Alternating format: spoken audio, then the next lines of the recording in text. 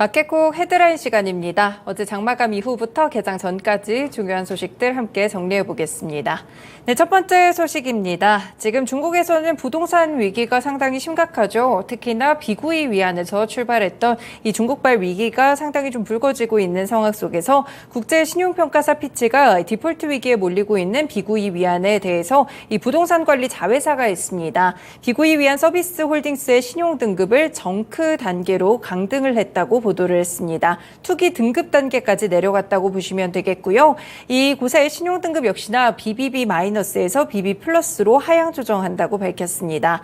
비구이 위안 서비스 홀딩스의 성장과 브랜드 평판, 수익성과 자금 접근성이 비구이 위안이 직면한 유동성 압박 구조로 부정적인 영향을 받을 수 있다고 지적했는데요. 지금 비구이 위안 서비스 홀딩스는 홍콩 증시 대표 지수인 항생 지수에서도 제외가 됐습니다. 주가 자체가 올해 72%나 폭락을 했기 때문에 이번에 여파까지도 함께 살펴두시면 될 것 같습니다. 네, 두 번째 소식입니다. 최근에 또 오염수 방류와 관련된 테마주들이 움직이고 있는데요. 이 중국이 일본의 후쿠시마 제1원자력발전소 오염수 해양 방류를 강하게 비판하면서 일본산의 수산물 수입을 전면 금지했습니다. 그동안은 후쿠시마현을 포함해서 일본 10개 지역에서의 수산물 수입을 금지하고 있었는데 일본이 오염수 방류를 시작하자 대상 지역을 일본 전역까지 확대한 것인데요. 이 중국은 그간에도 일본을 향해서 오염수를 방류할 경우 필요한 조치를 취할 것이라 며 강력한 반발 메시지를 보낸 바가 있습니다. 이와 관련해서 고바야카와 도모아키 도쿄전력 사장은 중국의 금수 조치로 피해가 발생할 경우 적절하게 배상할 용의가 있다고 말했는데요. 지금 해양 방류에 따른 소문 피해에 대해서 10월부터 배상 신청을 접수하기로 한 상태입니다. 다만 구체적인 이런 배상 방식이나 규모는 알려지지 않았다는 점도 체크해 보실 수 있겠습니다. 네, 시간에서 육계 관련 종목들이 상당히 강하게 움직였습니다. 오히려 수산물 관련 종목들은 시간에서 큰 폭으로 급락하는 모습들이 나왔고요.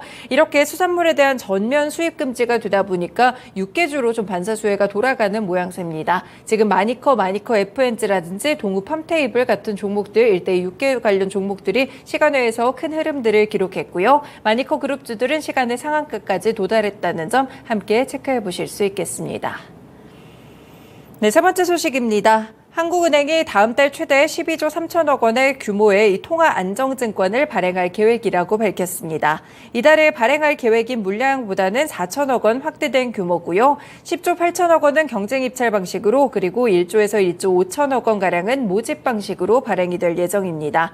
통안증권은 한국은행이 통화량을 조절하기 위해서 은행 등 금융기관이나 일반인을 대상으로 발행하는 유가증권이죠. 이렇게 통화안정증권의 발행 소식 규모까지 함께 전해드렸습니다. 네, 다음 소식은 단독 보도를 통해서 나왔는데요. 이 정부가 추석 연휴를 앞두고 외식 프랜차이즈 업계의 대표이사급들을 만나면서 가격 인상에 대한 자제를 요청할 것으로 알려지고 있습니다. 라면값 인하 그리고 우유값 인하에 이어서 벌써 올해 들어서만 세 번째인데요. 최근에 태풍이나 육개, 채소같이 농축산물의 가격들이 인상되면서 외식 물가 가격이 줄줄이 오를 수 있다는 우려에 따른 조치입니다. 그래서 다음 달 6일에 서울 서초구 AT센터에서 한운농식품부 차관 주제로 간담회를 열고 주요 외식업체 대표들을 만나 물가 안정에 대한 것들을 동참을 좀 제안할 예정이라고 하는데요. 이 간담회에는 스타벅스 커피 코리아, 신세계그룹 계열사죠. 그리고 투썸플레이스 같은 커피 전문점들을 비롯해서 롯데그룹 계열의 롯데리아와 맘스터치 같이 햄버거 프랜차이즈 업체도 함께 포함이 됐습니다. 이뿐 아니라 제너시스 BBQ나 이 교촌치킨, BHC 같이 치킨 프랜차이즈 업계를 포함해서 SPC 삼립, 본주, 피자알볼로, 김간 등의 외식 업체들까지 이 CEO급도 모두 참석 대상에 오른 것으로 전해지고 있습니다. 이 가격 인상과 관련돼서도 시장에서도 역시나 반응이 오기 때문에 식품과 관련 종목들의 주가 흐름 살펴보시면 좋겠습니다. 네, 다음 소식입니다. 셀트리온의 서정진 회장이 셀트리온과 셀트리온 헬스케어 그리고 셀트리온 제약을 모두 합병한 이후에는 셀트리온 홀딩스 상장을 검토한다고 밝혔습니다. 온라인 간담회를 통해서 셀트리온 홀딩스도 필요하면 상장을 검토할 것이라고 했는데요. 잉여 자금이 생기면 우리 지분을 더 확대하겠다며 회사 지분에 대한 매각은 진행된 적이 없고 홀딩스를 팔아서 저나 이 다른 쪽에서도 매매 차익을 노리지 않을 것이라고 덧붙였습니다. 현재 셀트리온 홀딩스는 서정진 최영진 회장이 지분 98%를 보유하고 있고요.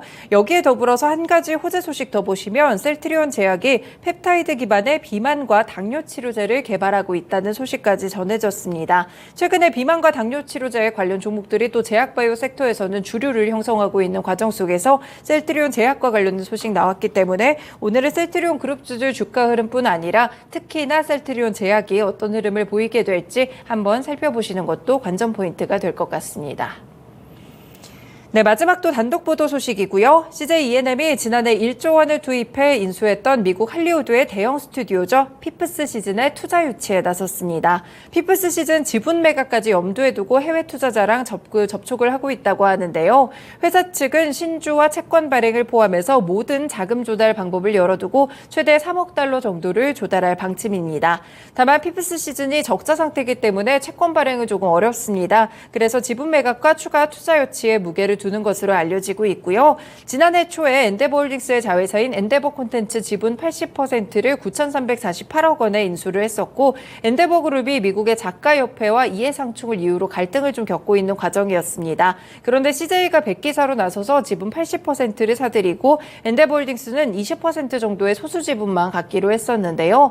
그런데 이렇게 야심차게 투자를 했음에도 불구하고 피프스 시즌은 현재 CJ그룹의 아픈 손가락으로 전락하고 있습니다.